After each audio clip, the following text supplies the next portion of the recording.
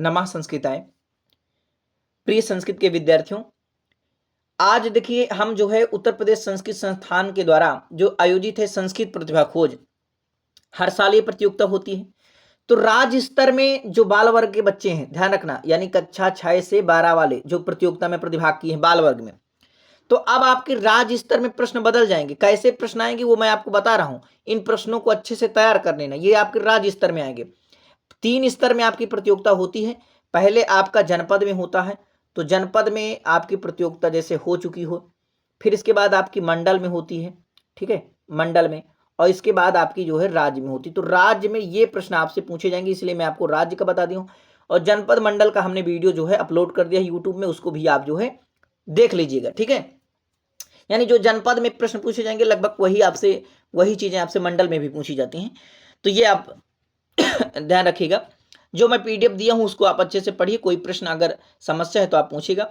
तो ये अब आपको देखिए राज्य में प्रश्नों की प्रकृति बदल रही है, तो उसको आप समझ लीजिए, ठीक है। अब आपसे अलग प्रश्न पूछे जा रहे हैं। तो यदि आप इस वीडियो को पूरा देख लेते हैं तो आपके जो भी राज्य स्तर में प्रश्न पूछे जाएंगे वो आपको इसी वीडियो से मिल जाएंगे। मैं पूरा आपको बता रहा हूं एक एक करके, ठीक है। तो ये वीडियो युवा वर्ग में और बाल वर्ग दोनों के लिए लाभदायक है, क्योंकि दोनों से ये प्रश्न पूछे जाते हैं।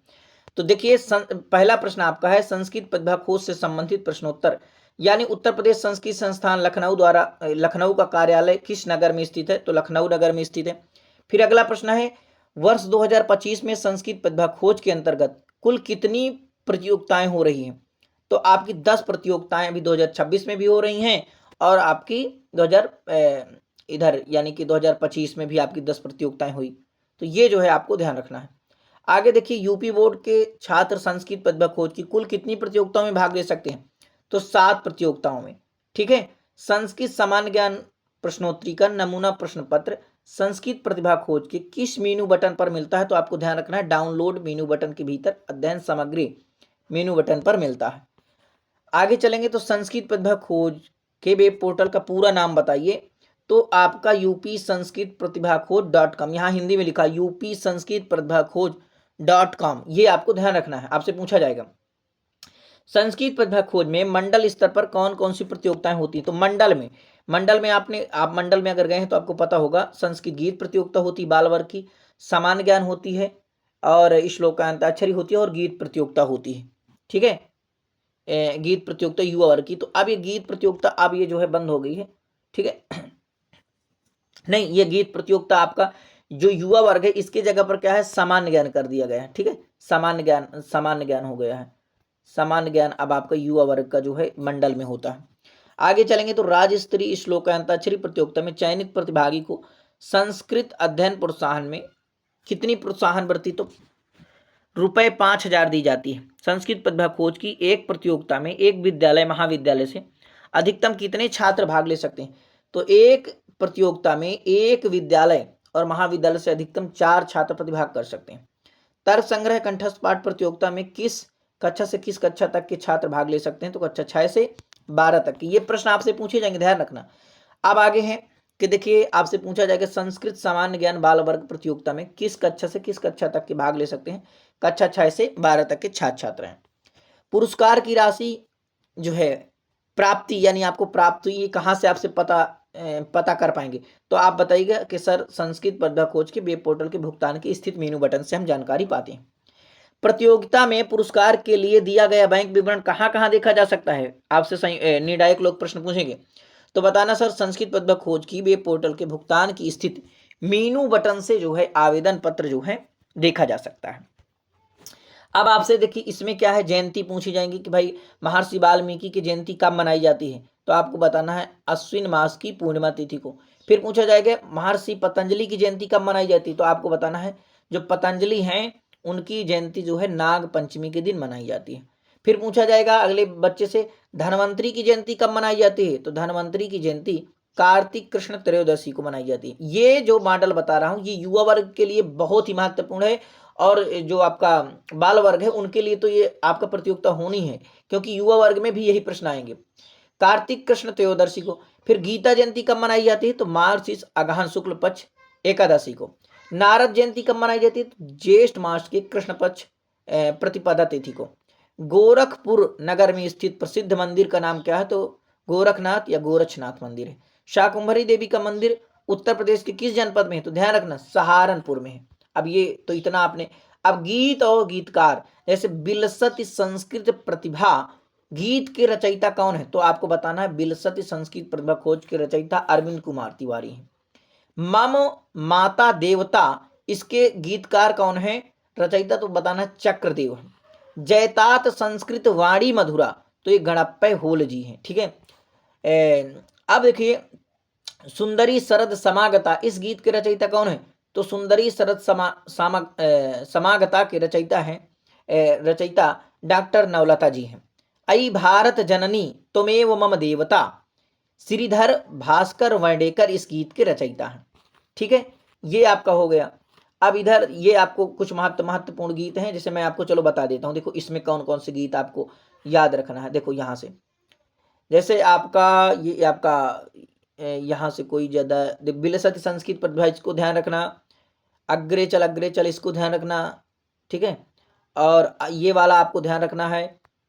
इसके बाद और आगे चलते हैं। इधर जो है महत्वपूर्ण, ये आपको देखिए, ये जनार्दन हेगड़े का मृदपि चंदनम, ये आपको ध्यान रखना है। और जो है सुंदरी शरद समागता, ये आपको नव्या गीति नव्या रीति, श्रावण मास से यमुना तीरे, ये आपको ध्यान रखना है। वंदे भारतवर्षम कल कल प्रहो, ये आपको ध्यान रखना है। सुंदर सुर भाषा चिर नवीन संस्कृत, नारायण भट्ट जी का ये गीत ध्यान रखना है। और पठत संस्कृतम, ये आपको ध्यान रखना है। मम माता देवता चक्रदेव, ये वाला। सादरम समीहितम, ये वाला ध्यान रखना है। सखी श्यामला, ये आपका वासुदेव द्विवेदी जी का। और ये भवतु संस्कृत होली रे, ये आपको ध्यान रखना है। घटिके घटिके टिक टिक घटिके, वेणी माधव शास्त्री। स्वागतम पयोदते रमाकांत शुक्ल जी का। चंदन तुल्य भाई, और ये आपको इतना जो है ध्यान रखना है। इन गीतों को भी आप पढ़ लेना, इंपॉर्टेंट। ठीक है, अब आगे चलते हैं। देखिए ये आपका एक जय जय हे भगवती सुर भारती, इस गीत के रचयिता कौन है? हरिराम आचार्य, ये आपको ध्यान रखना। और यहां पर देखिए एक छूटा जा रहा है, अद्राधिका मुदा मया बिलोकिता, ये आपको ध्यान रखना है। किसका है? लालमणि पांडे जी का। अब देखिए व्रत पर्व और त्योहारों की तिथि, जैसे मात्र नवमी कब मनाया जाता है? तो अश्विन कृष्ण पक्ष नवमी को मात्र नवमी मनाया जाता है। दीपावली पर्व कब मनाया जाता है? तो कार्तिक कृष्ण अमावस्या को। किस तिथि में प्रदोष व्रत रखा जाता है? तो त्रयोदशी में। गुरु पूर्णिमा पर्व कब मनाया जाता है? आषाढ़ शुक्ल पूर्णिमा को। संस्कृत दिवस कब मनाया जाता है? तो श्रावण माह की पूर्णिमा तिथि को। रक्षाबंधन किस माह या तिथि को मनाया जाता है? तो श्रावण माह। श्रावण पूर्णिमा को अन्य कौन कौन से पर्वोत्सव मनाया जाता है? तो विश्व संस्कृत दिवस और श्रावणी उपाकर्म और रक्षाबंधन, ये तीन जो है आपके मनाए जाते हैं। ध्यान रखना। उत्तर प्रदेश में नाग पंचमी कब मनाया जाता है? तो श्रावण शुक्ल पंचमी तिथि को। संस्कृत सप्ताह कार्यक्रम कितने दिन का मनाया जाता है? तो 7 दिन का। शारदीय नवरात्र किस माह में आता है? तो अश्विन मास में। भ्रात तृतीया यानी भाई दूज किस माह पक्ष तथा तिथि को मनाया जाता है? तो कार्तिक मास शुक्ल पक्ष द्वितीया तिथि को। भाद्र द्वितीया एक अन्य नाम बोलिए इसका, तो भाद्र द्वितीया को यम द्वितीया के नाम से भी जानते हैं। ध्यान रखना। किस माह के किस पक्ष को पितृपक्ष कहा जाता है? तो अश्विन माह के कृष्ण पक्ष को पितृपक्ष कहा जाता है। तुलसी विवाह किस तिथि को मनाया जाता है? तो कार्तिक शुक्ल पक्ष द्वादशी तिथि को। कौमुदी महोत्सव कार्तिक पूर्णिमा को। किस माह तथा तिथि में सीता विवाह हुआ?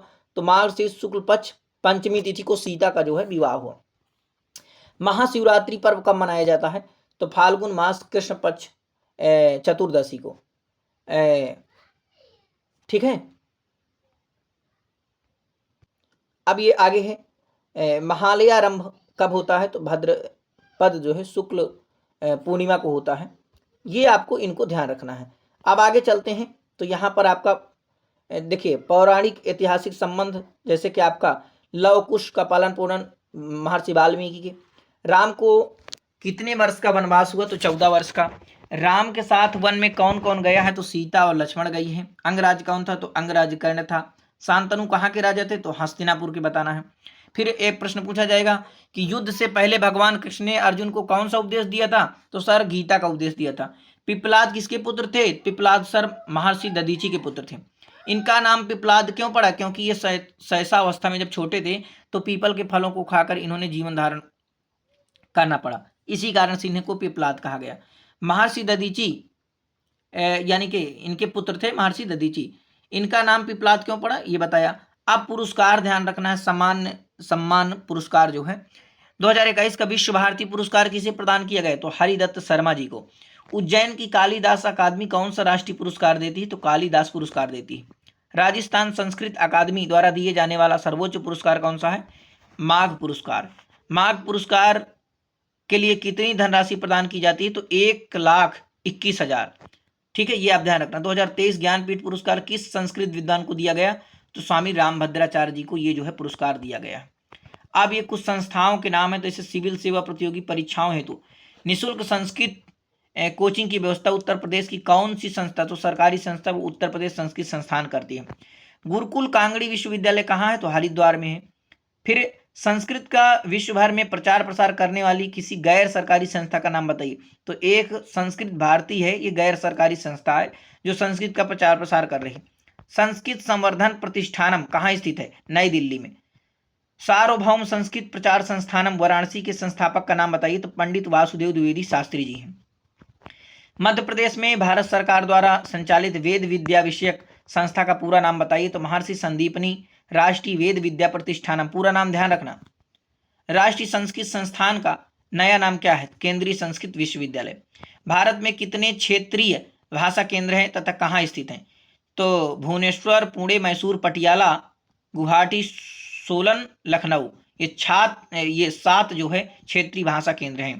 ध्यान रखना, 7 के नाम याद रखना। वैज्ञानिक तथा तकनीकी शब्दावली आयोग कहाँ स्थित है, आर.के. पुरम, नई दिल्ली में। राष्ट्रीय पांडुलिपि मिशन भारत सरकार के किस मंत्रालय के अधीन कार्यरत है, तो पर्यटन एवं संस्कृति मंत्रालय के। फिर अगला प्रश्न आपसे पूछा जाएगा, राष्ट्रीय पांडुलिपि मिशन की स्थापना कब की गई, तो फरवरी 2003 में की गई। अब देखिए कौन सा प्रश्न आपसे पूछ लिया जाए ये आप थोड़ी निर्धारित कर सकते हैं। मान लो आपके कोई दोस्त से ये वाला प्रश्न पूछ लिया गया, तो अगला प्रश्न अब आपसे पूछा जाएगा। अगर आपका दोस्त ये वाला प्रश्न नहीं बता पाया, तो फिर आपके उसके बगल में है, तो आपसे भी यही प्रश्न पूछा जाएगा। इसलिए हर प्रश्न को आपको पढ़ना पड़ेगा अच्छे से। समझ रहे हैं कि नहीं समझ रहे हैं। संस्कृत के ग्रंथ और ग्रंथकार देखिए, विश्व का सबसे प्राचीनतम पुस्तक कौन सा है, विश्व का सबसे प्राचीनतम पुस्तक ऋग्वेद है। मुद्रा राक्षस के लेखक विशाख दत्त हैं। रत्नावली के लेखक हर्षवर्धन है। ध्यान रखना ये सारी रचनाएं, थोड़ा जूम कर देता हूँ। मालती माधव के लेखक सर भवभूति हैं। महावीर चरितम के भवभूति हैं। उत्तर रामचरित के भवभूति हैं। कर्पूर मंजरी के राजशेखर हैं। बाल रामायण के राजशेखर हैं। वेड़ी संहार के भट्ट नारायण है। ऋतु संहार किसका है, कालिदास का। मेघदूत कालिदास का। नीच शतकम भर्तरी का। गीत गोविंद किसका है, जयदेव का। सूर शतक किसका है, मयूर भट्ट। ठीक है, ये बाण भट्ट के साले हैं। मयूर भट्ट की बहन जो थी उसी के साथ शादी हुई है बाण भट्ट जी। पंचतंत्र के लेखक कौन है, विष्णु शर्मा। कथा सरित सागर के लेखक सोमदेव। रघुवंश किनका है, कालिदास का है। किरातौर्जनियम भारवी। रामायण के लेखक महर्षि वाल्मीकि। महाभारत के लेखक कौन है, महर्षि वेदव्यास। ध्यान रखना, महाभारत में कितने पर्व हैं, तो बताना सर महाभारत में 18 पर्व हैं। पुराणों के रचयिता कौन है, तो वेदव्यास हैं। आदि कवि के नाम से किसे जाना जाता है, तो सर वाल्मीकि को जाना जाता है। कृष्ण द्वैपायन किसे कहा जाता है, वेदव्यास को। नाम लिंगानुशासन किस ग्रंथ का नाम है, अमरकोश को नाम लिंगानुशासन के नाम से भी जाना जाता है। रावण वध काव्य किस ग्रंथ का नाम है, तो भट्टी काव्य का। ऋग्वेद में कितने मंडल होते हैं, 10 मंडल होते हैं। रामायण में कितने श्लोक हैं, तो आपको बताना है चतुर्विंशति श्लोक, यानी 24,000। ठीक है, किस काव्य को आदि काव्य कहा जाता है, तो रामायण को। रामायण में कितने कांड हैं, 7 कांड हैं। रामायण कथा के लिए वाल्मीकि को किसने उपदेश दिया, तो आपके नारद ने। रामायण के 7 कांडों का क्रम से बताइए, तो पहले बाल, अयोध्या, अरण्य, किष्किंधा, सुंदर, युद्ध, उत्तर रामायण। यानी पहले बाल कांड है, फिर अयोध्या कांड, फिर अरण्य कांड, फिर किष्किंधा कांड, फिर इसके बाद सुंदर कांड, फिर इसके बाद युद्ध कांड और इसके बाद उत्तर कांड। ये आपके कांड आ गए। अब देखिए संख्या बोधक शब्द आपसे पूछे जाएंगे। वेद शब्द से किस संख्या को कहा जाता है, तो वेद 4 हैं। कौन कौन से, सामवेद, ऋग्वेद, यजुर्वेद और अथर्ववेद। आदित्य शब्द से किस संख्या को कहा जाता है, आदित्य 12 यानी 12। किस संख्या का पर्याय पुरी शब्द है, तो सप्त का जो है पुरी शब्द पर्याय। दिशाएं कितनी होती हैं, तो बताइए 10 दिशाएं होती हैं। त्रिलोक का तात्पर्य कौन लोक है, तो पृथ्वी, स्वर्ग और नरक। ठीक है, इनको ध्यान रखना। 7 धातुएं शारीरिक, जैसे रस, रक्त, मांस, मेद, अस्थि, मज्जा, वीर, इनको ध्यान रखना। 7 रंग कौन से हैं? बैगनी, जामुनी, नीला, हरा, पीला, नारंगी, लाल। 7 लोक कौन से हैं? अतल, वितल, सुतल, तलातल, महातल, रसातल, पताल। अतल, वितल, सुतल, तलातल, महातल, रसातल, पताल, सप्त लोक, ध्यान रखना। शब्द मात्रिका यानी कौन कौन सी हैं? ब्राह्मी, माहेश्वरी, कौमारी, वैष्णवी, वराही, इंद्राणी, चामुंडा। अब आपसे इधर जो है संस्कृत भाषा दक्षता यानी भाग 2 आपसे पूछा जा रहा है। अब यहाँ देखिए उच्चारण स्थान, जैसे कि उच्चारण स्थान मैंने बताया कि ई का उच्चारण स्थान क्या है, ये आपको मैंने बताया था। तो उच्चारण स्थान आप पहले से ही पढ़े होंगे। तो अगर आगे वाले प्रश्न आप कर लिए होंगे तो यहाँ के अब आप आसानी से, ये देखिए शरीर के अंगों के नाम, ये मैंने आपको बताया ही था, आप सब पढ़े हुए हैं, ये पहले से आपका पढ़ा हुआ है। ठीक है, ये आपको ध्यान रखना है। ठीक है, तो इधर जो है अब कोई नया चीज नहीं है। ठीक है, वृक्षों के नाम तो देखिए, जैसे बरगद को क्या कहते हैं? वटा कहते हैं। आम को आम्रह, पीपल को अश्वत्था, नीम को निम्बा, बांस को क्या बोलते हैं? वेतसा, देवदारू को देवदारू, चंदन को चंदनम, और भी पेड़ आ गए, खजूर को खरजूरम, खरजूरा, और भी आपके पेड़ आ गए, तो इनको भी आप पढ़ सकते हैं। एक पद से एक वाक्य बनाइए, तो आपको यहाँ पर जो है एक जो है वाक्य बनाना है। इसको वाक्य बनाना हमने पहले ही आपको बता दिया है। अब देखिए ये जो है आपका, जैसे लट लकार वर्तमान काल, इदम चित्रम पाठशालायाः वर्तते। ठीक है, तो इदम चित्रम पाठशालायाः वर्तते, ये आपका क्या है? लट लकार है। अब इसे लंग लकार यानी भूतकाल में बदलना है, तो इदम चित्रम पाठशालायाः आवर्तत, आवर्तत। ठीक है, आवर्तत, ये आपका, तो जो भी काल पूछ रहा है उसको उसी काल में आपको बदल देना है। ठीक है, यहां से देखिए, अब अधोलिखित क्रियापद से एक वाक्य, जैसे कि आपका आगच्छति, प्रक्षालयामि, क्रीडन्ति, गुंजन्ति, नयन्ति, पतन्ति, धावन्ति, तो एक आपको हमने वाक्य बनाना बताया ही था। तो आप जो है वाक्य बना सकते हैं। अपने जो भी संस्कृत के शिक्षक है वहां से भी आप पूछ सकते हैं। कोई प्रश्न हो यहाँ भी आप कमेंट करेंगे, आप फोन कर दीजिए, मैं भी आपको बता देता हूँ। ठीक है, अधोलिखित क्रियापद से एक वाक्य बनाइए, जैसे खादति, गच्छति, हंसति, रोदति, पठति, तो आप यहाँ से एक अपना एक छोटा सा वाक्य बना लीजिए। ठीक है, अब यहाँ संख्यावाचक है, तो जैसे आपको संख्याएं याद करना है। अब घड़ी को घटिका बोलते हैं, घटी, समय को समयः, बजे को संस्कृत में वादनम बोलते हैं, घंटा को होरा बोलते हैं। जो नया चीज है मैं आपको बता रहा हूँ। मिनट को निमेषा बोलते हैं, सेकंड को क्षणम, पौने को पादोन बोलते हैं, सवा को सपाद, और साढ़े को सार्धम, अधिक को अधिकम, कम को न्यूनम अथवा ऊनम बोलते हैं। अब ये वही वाला है, तो आप ध्यान दे लीजिए कि कितना क्या बज रहा है। अब ये आपके लिए महत्वपूर्ण है, जैसे श्वेतः, शुक्लः, अर्जुनः, धवलः, सफेद को इन नामों से जाना जाता है। सफेद को संस्कृत में श्वेता कहा जाता है, शुक्लः कहा जाता है, अर्जुन कहा जाता है, धवला भी कहते हैं।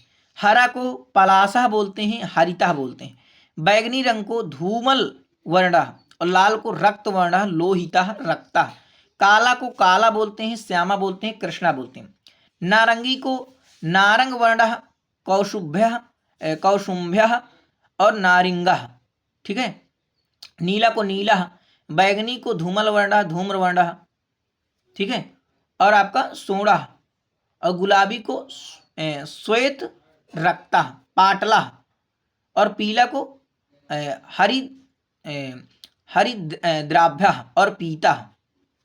ठीक है, अब ये अधोलिखित क्रियापद से लेकर के लकार परिवर्तित करके वाक्य का निर्माण करना है। तो अब आपको वही, जैसे कि सह विद्यालयम आगच्छति, वह विद्यालय आता है। अब इसे लंग लकार में, तो सह विद्यालयम आगच्छति, वह विद्यालय आया। एक लकार आपको परिवर्तन करना है, किसी भी लकार में आप उसको कर दीजिए। ठीक है, अब भविष्य काल में करेंगे तो वह विद्यालय आएगा, सह विद्यालयम आगमिष्यति। ये हुआ आपका। इधर क्या कोई नया है क्या? नहीं, वो आपका वही है अपना, मतलब आपको क्या है, मतलब कि काल को बदलना है। बालकाः उद्याने क्रीडन्ति, तो अब आपको लंग लकार में बदलना है, तो बालकाः उद्याने अक्रीडन। अगर भविष्य काल में बदलना है तो बालकाः उद्याने क्रीडिष्यन्ति। तो ये सारे अब इसी प्रकार से हैं, यहां भी आप समझ गए हैं। आगे चलते हैं, तो अब जो है क्या नया है आपसे, देखिए विशेषण, विशेष और विशेषण पद जोड़ करके एक वाक्य बनाइए। तो जैसे उदाहरण दिया है, ते किमपि वक्तुम इच्छन्ति। ठीक है, तो श्यामः हरिद्वारम गंतुम इच्छति। तो एक आपका मिल गया कि श्यामा क्या है, हरिद्वार गंतुम इच्छति, विशेषण विशेष मिल गए आपको। अब चतुर्थी भक्ति एक पद का अव्यय का एक पद जोड़ करके वाक्य बनाइए।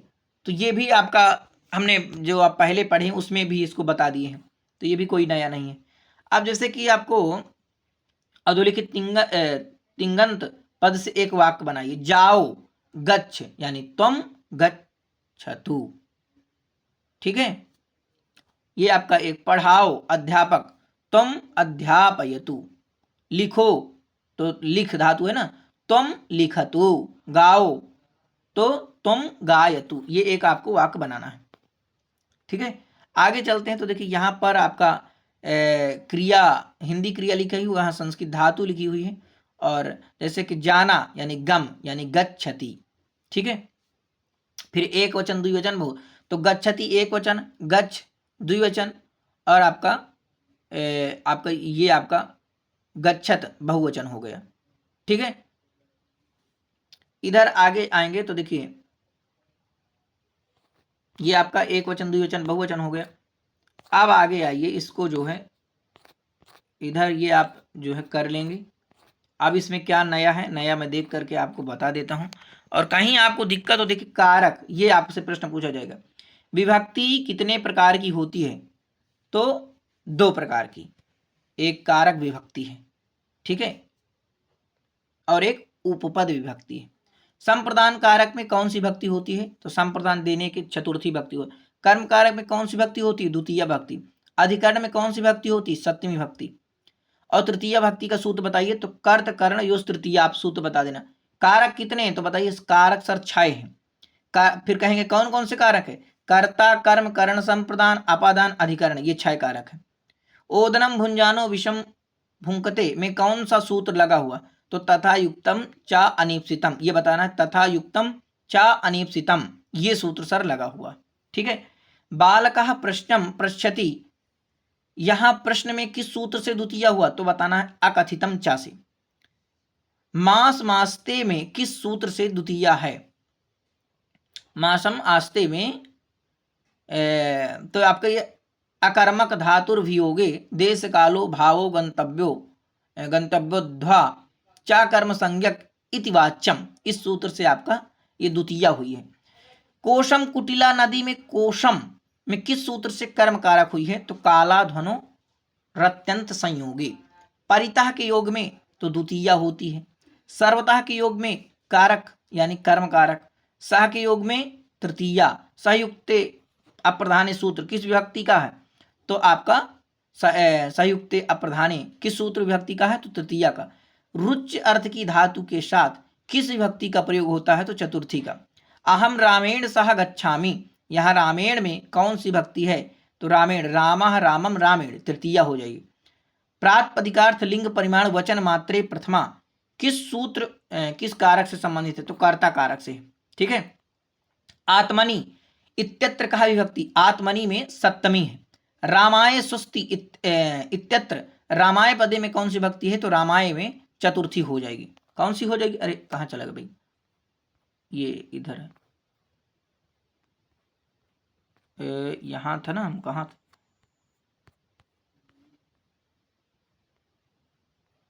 और थोड़ा नीचे है ना, हाँ यहाँ था। हाँ तो ये आपसे पूछा गया। इसके बाद आत्मनि हो गया, ठीक है। अब आगे प्रश्न पूछा जाएगा, आत्मनि हो गया, इसके बाद रामायण में आप चतुर्थी बता देंगे। कृष्णम भजति इत्यत्र कृष्णम पदे कह विभक्ति, द्वितीय विभक्ति। सह आचरण कारणा, तो भाई जहां विकार उत्पन्न होता है तृतीय हो गई। ग्रामम निक्सा मंदिरम अस्ति इत्यस्मिन् वाक्ये ग्रामम पदे द्वितीय केन कारेण भवति, निक्सा। मोहनः अश्वात् निपतति इत्यत्र अश्वात् पदे किम कारकम, तो आपका अपादान कारक हो जाएगा, ठीक है। बाणेन रावणः हता इत्यत्र बाणेन पदे किम कारकम, तो आपका कर्ण कारक हो जाएगा। वानरः वृक्षे कूर्दते इत्यत्र वृक्षे पदे किम कारकम, अधिकरण कारक हो जाएगा। रघुवंश महाकाव्यस्य रचयिता कालिदास अस्ति इत्यत्र महाकाव्यस्य पदे का विभक्ति। तो रघुवंश महाकाव्य से षष्ठी। अब नए प्रकार के प्रश्न है, रामः वनम गच्छति वाक्य में वनम पद में कौन सा कारक है? तो द्वितीया कर्म कारक आपको बताना। गुरुड़ा पाठः पठितः वाक्य में गुरुड़ा पद में कौन सा कारक है? तो तृतीया कर्ण कारक। तो ये बालकः पुस्तकम पठति वाक्य में बालक पद में कौन सा कारक है? तो प्रथमा कारक कर्त कारक, ध्यान रखना। सह मित्राय पुस्तकम दत्तवान वाक्य में मित्राय पद में कौन सा कारक है? चतुर्थी कारक संप्रदान कारक। कृषकः हलम कृषते वाक्य में हलम पद कौन से कारक में है? तो आपको बताना द्वितीया कारक कर्म कारक है, ठीक है। गजेन रथः चलितः वाक्य में गजेन पद में कौन सा कारक है? तृतीया कारक करण कारक। तो अब ये आपको ये प्रश्न इसी प्रकार से पूछा जाएगा, ये आपका यहाँ उत्तर लिखा हुआ, तो ये आप ध्यान रखिए कि कौन सा इसमें जो है कारक है। अब इसमें नया क्या है जो आपको बताने लायक हो, समझाने लायक हो? देखो ये आपका है शुद्ध वो शब्द शुद्धि पंडित परीक्षा। तो यहाँ पर एक अशुद्ध वाक्य वो बोलेंगे जो आपके निर्णायक लोग होंगे और आपको शुद्ध बोलना है। जैसे बोलते हैं सह गुरुम नमंती, तो एक व्यक्ति के लिए थोड़ी नमंती लग जाएगा बहुवचन, तो सह गुरुम नमति। मधु पुष्पेषु भावसी, तो मधु पुष्पेषु भवती होगा, इसका ध्यान रखना। अब अगर पूछे अहम गच्छति तो कहना अहम गच्छामि। इदम महावैज्ञानिकः अस्ति, ये गलत वाक्य है, तो आपको बताना है अयम महान वैज्ञानिकः अस्ति। धेनवः कदा गच्छति, तो इसका शुद्ध होगा धेनवः कदा गच्छन्ति। गच्छति नहीं, क्या होगा? गच्छन्ति। अहम प्रतिदिनम भोजनम करोमि, वो करोति, तो आपको बताना है अहम प्रतिदिनम भोजनम करोमि, अपने लिए है ना। के गच्छति, के आगच्छन्ति, के आगच्छति, तो आपको बताना है के आगच्छन्ति बहुवचन। इयं मम भ्राता अस्ति, तो इसका सही होगा शुद्ध अयम मम भ्राता अस्ति, ठीक है। तो ये जो है अयम बालिका गच्छति, इयम बालिका गच्छति, ये आपके कुछ जो हैं, तो इनको आपको यही आपके शुद्ध हैं और इधर आपके जो है क्या है, एक तरफ शुद्ध हैं, एक ये इधर आपके अशुद्ध हैं, ये वाले पूछेंगे, और ये आपके अशुद्ध हैं, इधर आपके जो है शुद्ध हैं। तो ये अगर आपसे कोई पूछेगा सह पुस्तकम अस्ति, तो आपको बताना सह नहीं तत् पुस्तकम अस्ति, ठीक है। तो यदि आप इतना पूरा वीडियो देख लिए हैं तो आप समझिए यहीं से आपके प्रश्न मिल जाएंगे, ठीक है। आपको घबराना नहीं है, बिल्कुल आत्मविश्वास के साथ जाइए, जो है आपने बहुत अच्छे से तैयारी की है, जरूर आप प्रथम स्थान तक पहुंचेंगे। राज्य स्तर का ये था, ये बाल वर्ग और युवा वर्ग दोनों के लिए बहुत महत्वपूर्ण है, ठीक है। तो बिल्कुल आप नोट कर लीजिएगा, जो भी आपके दोस्त हैं उन तक भी इसको भेज दीजिएगा। बहुत बहुत धन्यवाद। नमः संस्कृताय। जितनी भी सरकारी नौकरी निकलती हैं सबसे पहले अपडेट इसी चैनल पर मिलती है, इसलिए चैनल को सब्सक्राइब कर लेना ताकि आपको सही समय पर जानकारी मिल